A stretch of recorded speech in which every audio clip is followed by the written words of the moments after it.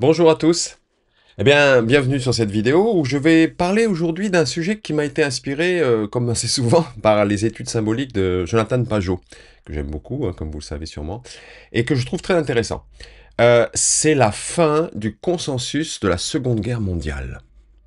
Qu'est-ce que c'est que ça? Alors peut-être qu'on semble s'éloigner un petit peu de la philosophie, de la religion et des questions de culture, un petit peu toutes ces grandes questions dont on parle souvent sur ma chaîne.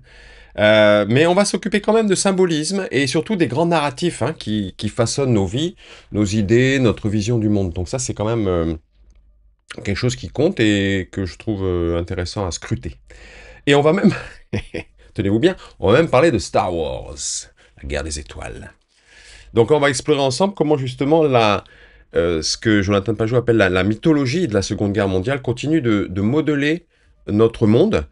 Et plus grave, en fait, ce qui nous préoccupe, c'est pourquoi ça semble s'essouffler. Cette mythologie de la Seconde Guerre mondiale euh, arrive au bord de l'effondrement. Donc, on va commencer par la structure même de ce conflit. La Seconde Guerre mondiale, comme vous le savez, c'est l'Axe contre les Alliés.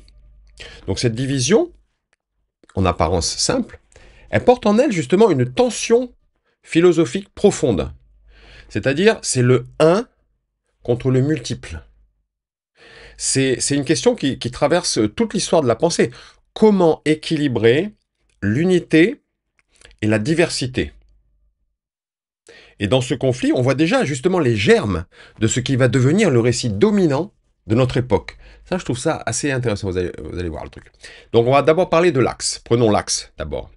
Le nom même axe, ça évoque un pôle, un axe, un centre autour duquel tout tourne. C'est l'image de l'unité, de la verticalité, de l'ordre. Donc pensez au symbole des régimes de l'Axe. Bon, bien sûr, la svastika nazie, elle était vue en fait comme une représentation de l'étoile polaire autour de laquelle tourne la petite ours. Là, il faudrait que je retrouve un dessin de la petite ours alors on sait que c'est aussi la svastika qui a été détournée des symboles indiens et tout ça, mais ça aussi c'est intéressant à ce niveau-là, au niveau de ce qui tourne autour d'un centre. C'est une image de centralité, de contrôle, d'origine unique. Ok. En Italie, le faisceau fasciste, c'est là que vient fasciste, faisceau. Hein, le faisceau, c'est des baguettes qui étaient liées ensemble. Hein, ça symbolise la force de l'unité, parce qu'un bâton seul, il est fragile. Mais ensemble, tous les bâtons ensemble, serrés, sont incassables. Au Japon, qui est la troisième force de l'axe, le soleil levant. Le soleil levant renforce cette idée d'un centre radiant et d'une unité absolue avec les rayons qui vont après à partir du centre. Donc ces régimes de l'axe misaient tout sur l'unité. L'unité nationale, l'unité raciale, l'unité hiérarchique, etc. Leurs uniformes impeccables, leurs défilés parfaitement ordonnés, tout ça, ça criait l'unité, c'est la force. C'était ça le truc. De l'autre côté, à l'opposé, vous avez les alliés. Alors leur force, c'est la diversité, la multiplicité. Les Alliés, comme vous le savez, une coalition hétéroclite, une sorte de fédération volontaire de nations différentes sans un centre unique. Il n'y a pas de symbole unificateur écrasant, mais plutôt une alliance de différences. Pensez justement à l'image des soldats alliés, les uniformes un peu dépareillés, le côté bricolé, un peu chaotique, vous savez, les GI qui sont cool et tout. C'est l'image d'une armée un peu de briques et de broc, avec de différentes nations, mais qui tire sa force, justement, de cette diversité. Et c'est ça, c'est ce côté-là qui gagne la guerre. Ok? Donc, de là est né justement ce consensus que Jonathan Pajot appelle le consensus de la Seconde Guerre mondiale. C'est-à-dire que la victoire des Alliés, elle a façonné ce consensus. Ça veut dire quoi? C'est l'idée que la multiplicité triomphe toujours de l'unité tyrannique. Ça, c'est très important. Ce récit, on le retrouve partout dans notre culture. Prenez par exemple Star Wars, dont je vais parler dans l'introduction. Star Wars, qui a eu un tel succès, c'est une bande de rebelles hétéroclites, des humains, des extraterrestres bizarres, des droïdes, cette bande de rebelles hétéroclites qui défait l'Empire, Un empire monolithique tout en noir avec, bon, l'esthétique hyper évidente, autoritaire, nazie. Hein. Donc on pense aussi aux films Marvel, comme par exemple Captain America et les Howling Wolves, où chaque membre vient d'une nation différente. Ça, c'est intéressant. C'est leur diversité qui les rend forts. Les Gardiens de la Galaxie, c'est aussi un autre exemple. Pareil. Donc ce trope narratif-là, c'est le groupe diversifié, hétéroclite, contre le pouvoir unique. C'est devenu la colonne vertébrale de nos histoires depuis 1945. C'est ça le mythe de la Seconde Guerre mondiale qui perdure jusqu'à aujourd'hui. Attention, justement, c'est que ce récit, aussi puissant soit-il, a été poussé à l'extrême. On en arrive au bout. La propagande de guerre a joué un rôle clé là-dedans. Pendant le conflit, chaque camp a caricaturé l'autre. Les Alliés ont dépeint l'Axe comme l'incarnation de la tyrannie, un monolithe oppressif. Et de leur côté, l'Axe présentait les Alliés comme des dégénérés, des chaotiques, trop mélangés. Donc cette espèce d'opposition, comme de tempête, un petit peu de récit, a créé une polarisation extrême. Et après, comme on le sait, c'est le récit des Alliés après la guerre qui a gagné. Parce qu'ils ont gagné. Donc, résultat, attention, là, il y a beaucoup de conséquences, c'est que l'unité est devenue suspecte. Presque synonyme de tyrannie systématiquement. Tandis que la multiplicité est glorifiée comme la solution à tous les maux. Ça, c'est intéressant à repérer. L'unité est devenue depuis suspecte, synonyme de tyrannie, alors que la multiplicité, elle est glorifiée et c'est la solution à tous les maux. Alors, les fruits. Ce consensus a porté ses fruits. Qu'on ne se méprenne pas. Il y a eu justement heureusement. Il faut plutôt se féliciter que ce ne soit pas l'Axe qui a vaincu, bien entendu. Mais l'idée d'une fédération de nations, comme les Nations Unies, où l'accent est mis sur l'égalité et la diversité, a permis de maintenir une cohésion mondiale, une certaine cohésion mondiale jusque-là. Mais alors, à force de pousser ce récit, on arrive à des excès.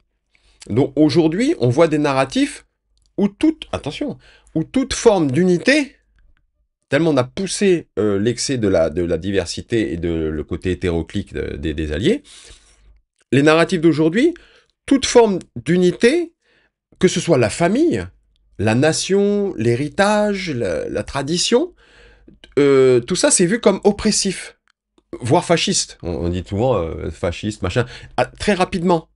Dès qu'il y a quelque chose qui revient à l'identité, ça peut être culturel ou autre. Bon. Et donc, du coup, on va célébrer plutôt des inversions. Parce que ce narratif est parti d'une bonne... Heureusement, ok. Et après, c'est forcé. On l'a poussé de plus en plus. Et donc, les inversions d'aujourd'hui, c'est que, par exemple, les minorités doivent dominer. Les nouveaux arrivants ont plus de valeur que ceux qui sont là depuis longtemps. Que les traditions ou des racines, etc. On ne parle plus de ça. On parle que des branches, vous voyez, et la multiplicité.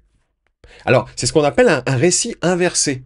La multiplicité devient une fin en soi, au point de dissoudre, et c'est là le danger, de dissoudre les structures qui nous tiennent ensemble. Ok? Donc c'est là que ça devient dangereux, parce que quand on pousse la multiplicité trop loin, on flirte avec le chaos. Parce que c'est la dissolution, ça se tient plus. C'est une bonne chose, c'est un bon truc, attention, hein.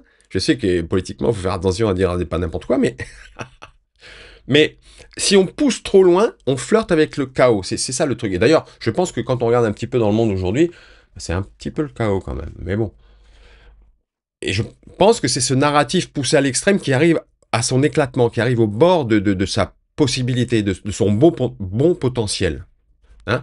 Donc ce chaos, justement, attention, c'est là le danger, il appelle une réaction.